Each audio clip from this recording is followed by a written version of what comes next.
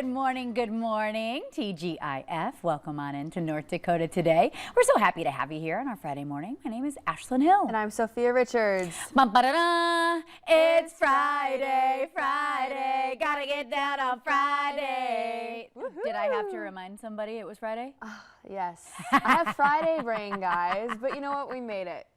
Yes, and we have some, followers here who remind us when we don't sing it. Yeah. So you're stuck with it now. Yep. The same way we are. It's a thing, guys. It's We're a coming thing. full circle. Our producer, Jonathan, was like, Ashlyn, are you ever going to get to the second verse? No.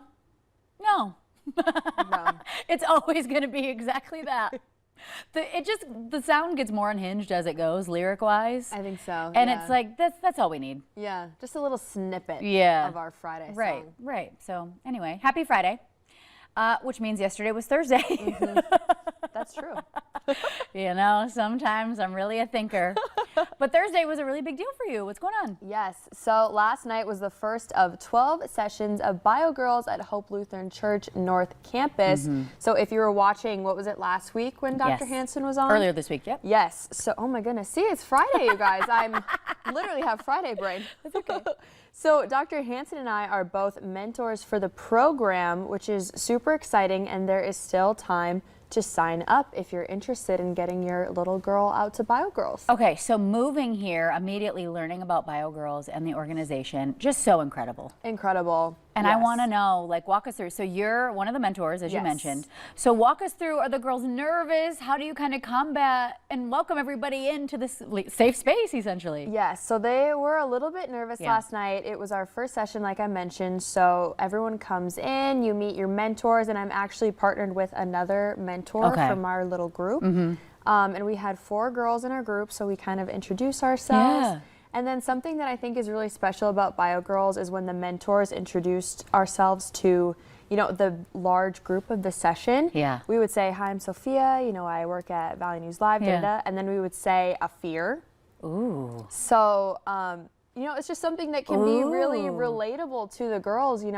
Here's this grown-up adult, and she has the same kind of fear that I do. And Bio Girls is about being vulnerable and really sharing, who you are. So it's really good, yeah. Okay, so that was the first meeting. There's still time to sign up. Yes. Dr. Hansen's out there too. You guys are just saving the world. Well, yeah, One I think Bio it's Girl gonna be really session fun. at a time. So yeah, Hope North Lutheran Campus. It's gonna be really fun. Yeah, come hang out with me and Dr. Hansen. Yeah, well, we'll keep up with it. I love to hear about it. I think it's an incredible organization. Very fun. Thank you. Well, it's the end of an era for a certain television show. For many people, Sam Waterston is the face of the original Law and Order. And just last night, the actor said his farewell to the legendary series. We have a short little snippet on it. Mark Barger bringing us the details this morning. Politics play absolutely no role in this office. As Sam Waterston reflects on his decades of Law and Order, it's for the jury to see justice done. One question comes to mind. Where did all that dark hair go? That's what I want to know. Waterston joined the third hour of Today to talk about his more than 400 episodes as DA Jack McCoy. Your Honor, you're leaving us with no remedy if you won't uphold your own rulings. Be quiet, Mr. McCoy. It's a wonderful thing to look at the world through somebody else's eyes, and that's what an actor gets to do. When the show was revived in 2022 after more than a decade away, The facts are on your side. Waterston returned as well, but the clock was ticking. You need to deliver an emotional gut punch of your own. I knew I was going to leave when I came back, and it was just a matter of when. And this was a beautiful way to go, I have to say.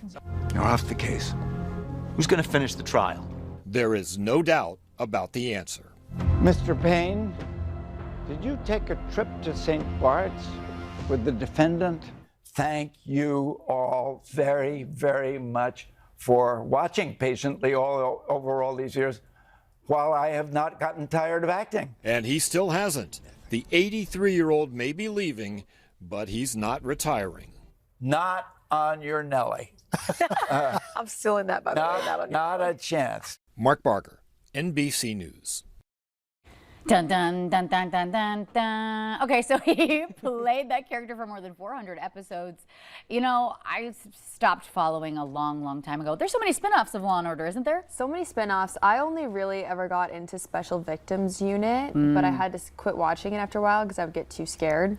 Yeah, it gets a little intense sometimes, Yeah, too, and you're like, oh, I'm looking around corners.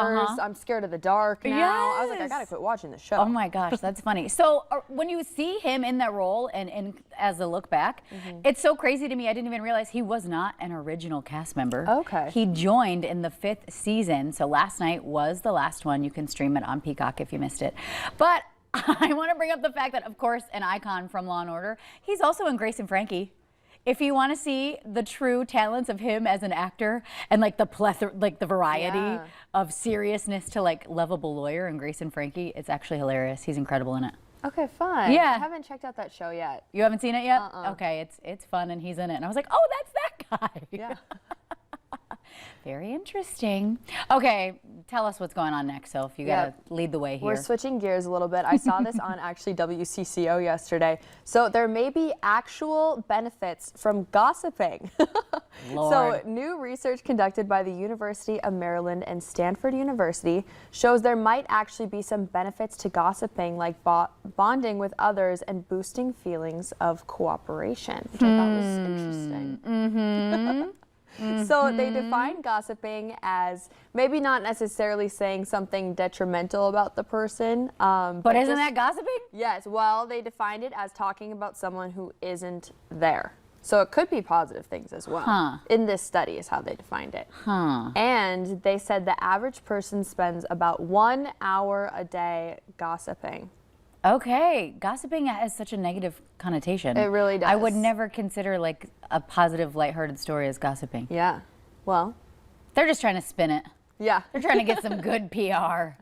An hour though, do you think, I wonder, I was trying to think of my own life. I feel like that actually sounds kind of accurate. I think, yeah, let's hear the analyzation here because you were definitely making sure we had this in here this morning. So yeah, walk us through the metrics I know, I of just thought Sophia's this was so day-to-day. interesting. I feel like when I'm on the phone, like with my mom or something, like we'll just chit chat, not even like negative things, be like, oh, did you hear this person's getting married or this person's having a baby? Like you're talking about someone who's not there, but it's not necessarily saying mean things. Yeah, I mean, gossip is just such a negative connotation. Yeah, it I would really never is. be like, I'm so happy for this person, and be like, I was gossiping. I don't know. Pretty interesting. I think they just wanted a way to spin it. Yeah. They were just trying to tell the haters that it's okay to be the haters. Those fellas at Stanford, they're hating. You never know. You never know. Okay, we have an incredible show for you. You guys, the Home and Garden Show is at the Fargo Dome. Our very own Tatum Miller was live there this morning in the Valley today, but if you missed that, we have 2 representatives here live with us in studio to tell us all about the vendors and the setup and what you can expect this weekend. That'll be happening right here after the break.